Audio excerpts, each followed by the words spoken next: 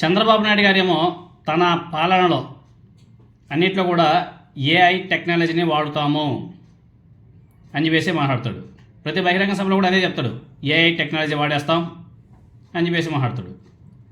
కానీ రియాలిటీగా ఆయన పాలనలో మధ్యయుగం పొంతలో దొక్కుతుంది.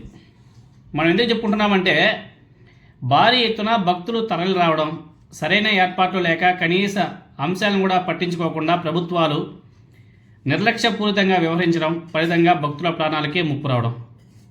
ఇలాంటి ఘటనలు గతంలో ఉత్తర భారతదేశంలో తరచూ చోటు చేసుకోవడం మనం చూసాం, అక్కడ జరిగేటివి.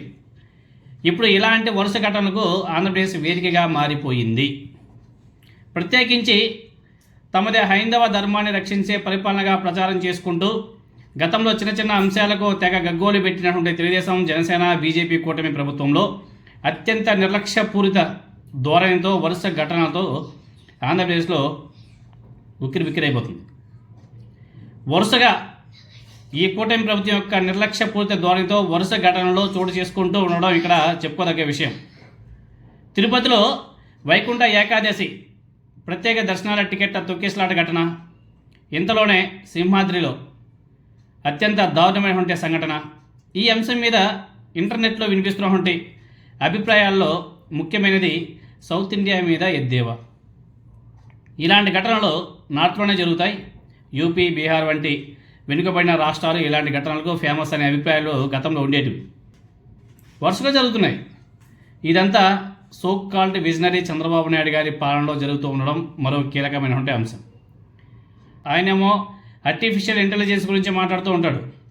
అయితే ఆయన జమానాలో జరిగే ఘటనలు మాత్రం మధ్యయుగం కాలం నాటి ఆనవాళ్ళు కూడా కనిపిస్తున్నాయి. 2014 నుంచి 2019 మధ్యకాలంలో ఇలాంటి ఘటనలు కోకొల్లలు. గోదావరి పుష్కరాల సందర్భంగా జరిగినటువంటి తొక్కిసలాట కూడా దాదాపు 20 మంది భక్తులు ప్రాణాలు కోల్పోయారు. వైఎస్ఆర్ కాంగ్రెస్ పార్టీ పాలనలో ఎక్కడైనా సరే దేవాలయం పెచ్చులు ఊడిపోయినా ఎవరో తాగుబోతులు చేసే విధ్వంసాలను కూడా ఎనలేని రాజకీయాలు చేశారు వీళ్ళు. ఇప్పుడు ఏపీలోని ప్రసిద్ధ దేవాలయాల ఆవరణలో భక్తుల ప్రాణాలు 10ల సంఖ్యలో కూడా పోతున్నాయి. కనీస ఏర్పాట్లు, కనీస శ్రద్ధ కూడా లేదు. ఇలాంటి దారుణాలు చోటు చేసుకుంటూ ఉన్నాయి. రాజకీయం చేయడానికి, ఏర్పాటు చేయడానికి ఎంత తేడా ఉందో అర్థం చేసుకోవడానికి ఇంతకు మించి ఇంకేం కావాలి.